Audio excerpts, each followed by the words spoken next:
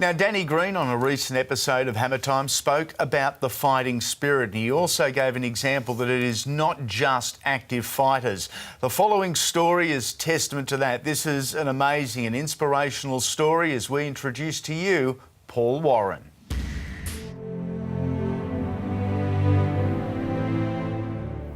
My name's Paul Warren. I've fought Muay Thai in the ring. I've gone to Afghanistan. I've fought in a war. I'd come home and pretty much fought for my sanity and for my life. At that point, I think in your mind, you make a decision. You either let what happened beat you or you get up and you get on with your life. It's that simple.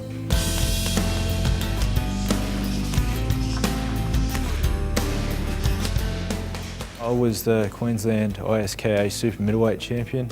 Won an Australian ISKA Super Middleweight title as well, and the WMC Super Middleweight title in 2006.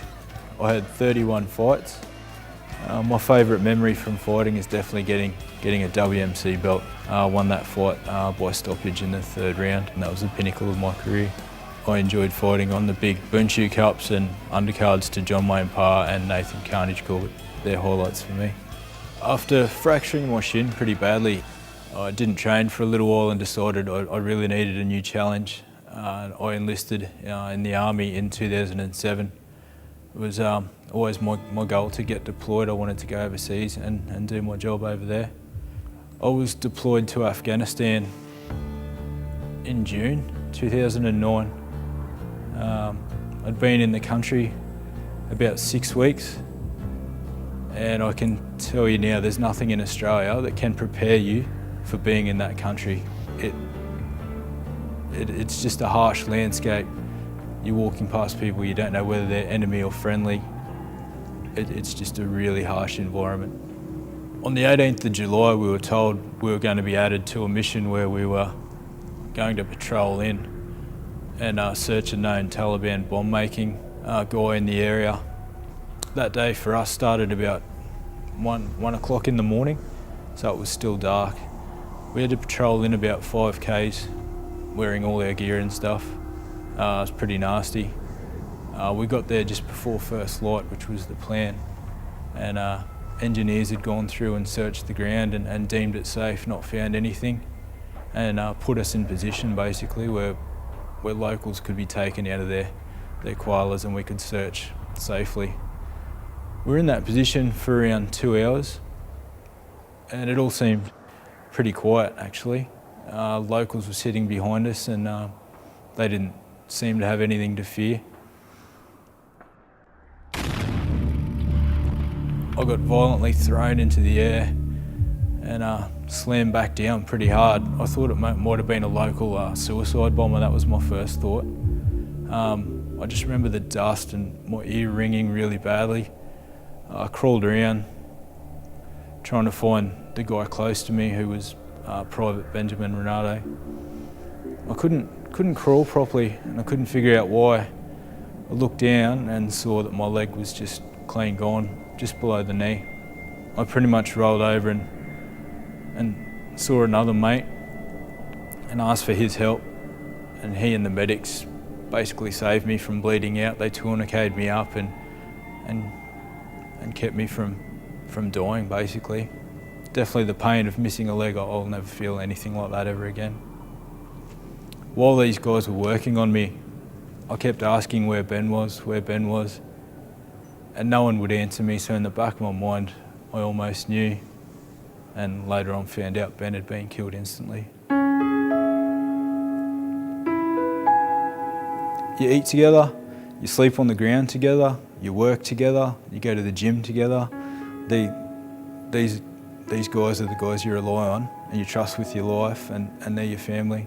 So to find out one of them had been killed is the most devastating thing you could ever imagine. What I couldn't understand was just the lack of support I felt for what you'd been through. Post-traumatic stress and things like that were going to set in and teach me some hard lessons, I think. The first way I felt the Army weren't really able to cater for that was they put a psych evaluation on my bed while I still had a morphine drip and stuff in, which just seems ludicrous, really. I mean, everything's good if you got that much morphine running through you. You're not going to get a real fair evaluation of where someone's at psychologically. And then basically I was allowed to go home back to Townsville. Once I got back to Townsville, the physical part was easy, but I was really starting to struggle with the fact that my mate had been killed and mentally was in a really bad place. I could handle the physical side and a little bit of physical pain, but my leg was a constant reminder that my mate had been killed, and you start to ask yourself just silly questions like, what could I have done? I should have done this, I should have done that. And you start to get very lost emotionally. I kind of got passed around the army psych system, which wasn't very nice, and basically the doctor's answers were, take this medication, take this medication. The answer was in a pill, and it definitely wasn't. My darkest days at home were not very nice at all.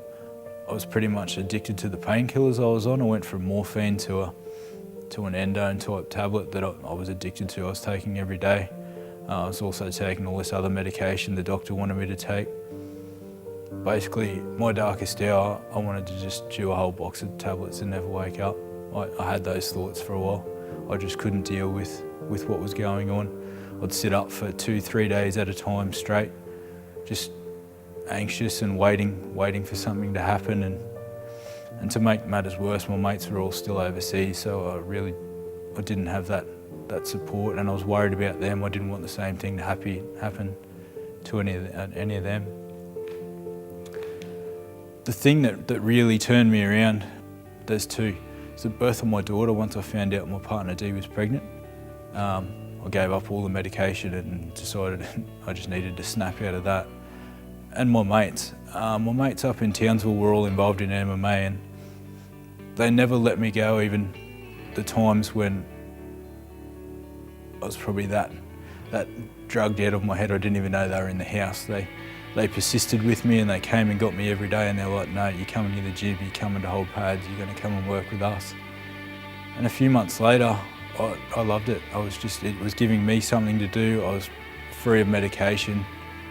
I was really going well, and it was all from getting back to my roots, I feel, which is just getting back into the gym and doing some training.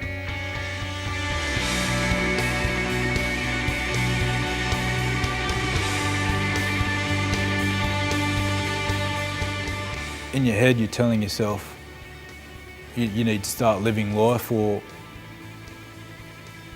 you don't. Like, you let this beat you, or you get up and you get on with your life. And I was starting to feel good, starting to exercise again and be around my mates and just be a bit more active. And then I had my daughter to think about as well.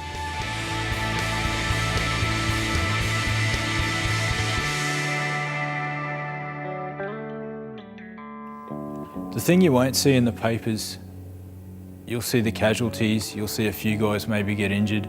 You won't see the guys that are coming home with PTSD, post-traumatic stress, and that are killing themselves. It is killing our soldiers. There's guys this year that have taken their own lives that just can't deal with the post-traumatic stress when they get home. And with Afghanistan winding down, Australia's going to find hundreds of our troops are going to go through this. It's really debilitating.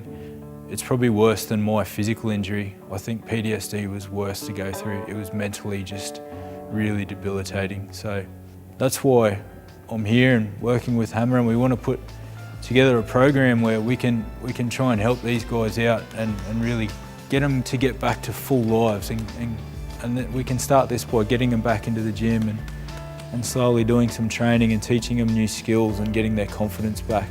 I think this will be a really good step. My life is really happy at the moment. I'm about to get married. I'm very happy. I've fought Muay Thai in the ring. I've gone to Afghanistan. I've fought in a war. I'd come home and pretty much fought for my sanity and for my life.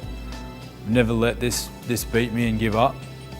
And now I'm ready to get back into the gym again where it all started and help out some guys and teach some new skills and hopefully get things going where we can make it better for guys with PTSD. Paul Warren there, leading by example, I guess best sums it up. Yeah, Inspirational is often a word bandied around, Yeah. but that is true inspiration right there, and courage and everything that goes with it. Yeah, it certainly is. Our hats off to you, soldier. Well done.